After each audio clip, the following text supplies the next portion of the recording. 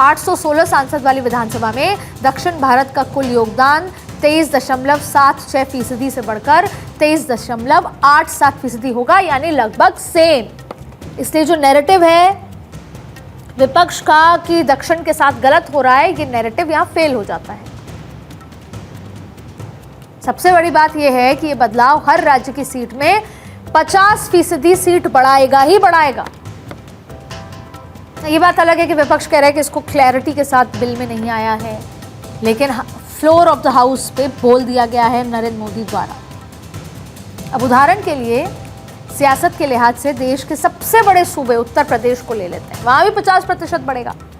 तो उत्तर प्रदेश में आज 80 लोकसभा सीटें हैं, वहां जब 50% बढ़ेगा तो वो हो जाएंगी 80 + 40 यानी 120 सीटें।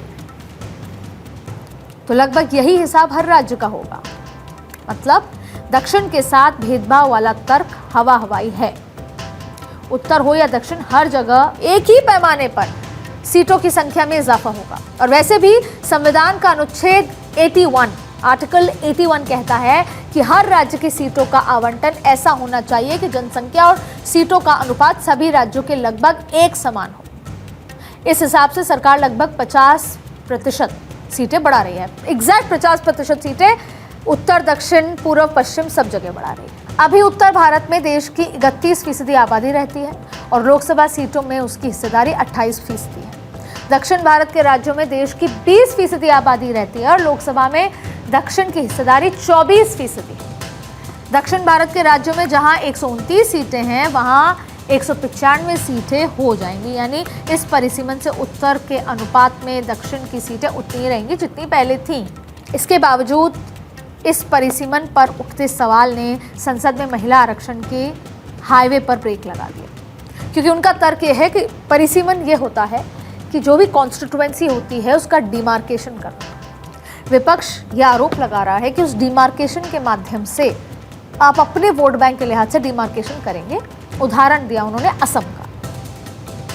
उनका फिर यह आरोप है कि परिसीमन असली ही इसके पीछे की आइडियोलॉजी है महिला आरक्षण के सामने। तो वो ये कह रहे हैं कि आप परिसीमन ऐसा करेंगे कि बीजेपी का वोट बैंक हावी हो जाएगा और हमारा वोट बैंक कमजोर हो जाएगा, तितर बितर हो जाएगा। ये आरोप लगा रही। तो असल लड़ाई परिसीमन की है, लेकिन प्रकृति का नियम कहता है कि every action has an equal and opposite reaction. Action तो हो गया, इसका रिएक्शन भी होगा नैरेटिव वाला। और रिएक्शन होंगे दो तरह के, एक जो फौरन दिखेगा और दूसरा जो आने वाले दिनों में धीरे धीरे अपना असर दिखाएगा। सबसे पहले बात, इस पूरे डेवलपमेंट के बाद आने वाले कुछ दिनों में क्या असर होगा उसकी कर लेते हैं। और आने वाले दिनों में पश्चिम बंगाल का चुनाव है और चुनाव के ठीक पहले ये स्पेशल सत्र बुलाया है सरकार।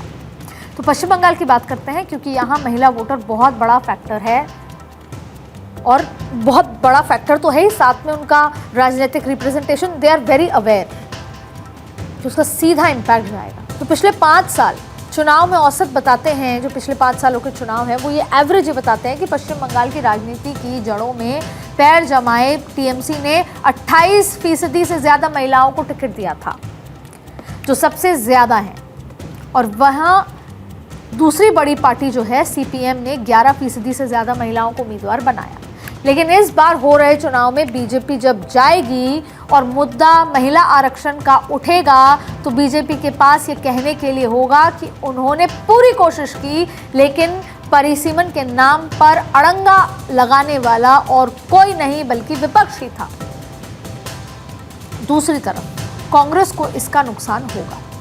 लेकिन बात मजे की यह है कि पश्चिम बंगाल में वो अपना कोई बहुत बड़ा चुनावी फैक्टर देख ही नहीं रहा।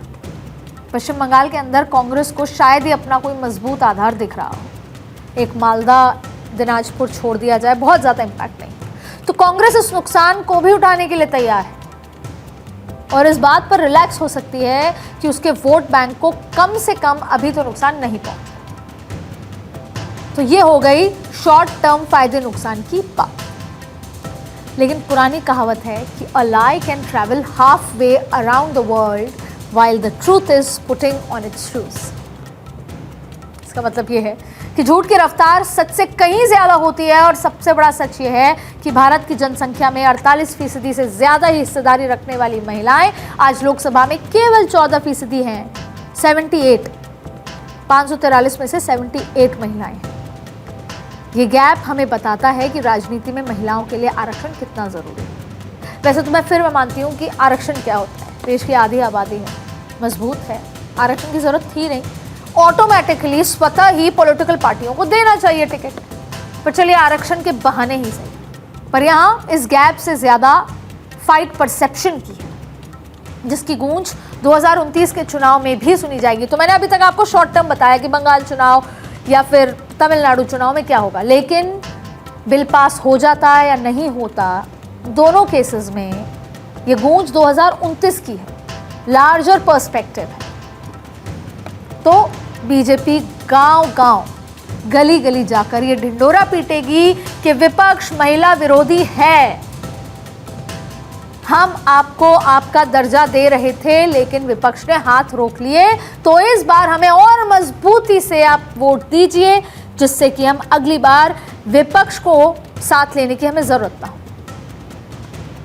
तो वहीं दूसरी ओर विपक्ष, आपको याद होगा 2024 के चुनाव में क्या कह रहा था, जिसकी जितनी हिस्सेदारी उसकी उतनी आबादी। आपको याद होगा ओबीसी की लड़ाई, पिछड़े की लड़ाई। तो 2029 में भी वो ये लड़ाई लेकर आएगा। 24 की तरह सरकार को ओबीसी दलित विरोधी साबित करने की कोशिश कि अगर 2026 के बाद वाला जनगणना, जाति जनगणना होता, फिर महिला आरक्षण होता, तो आज ओबीसी को भी जगह मिलती। तो सरकार पिछड़े वर्ग, ओबीसी वर्ग की दुश्मन है। और इस परसेप्शन फाइट में जीत हार चाहे किसी की भी हो, लेकिन सबसे बड़ा नुकसान आपने और हमने उठाया।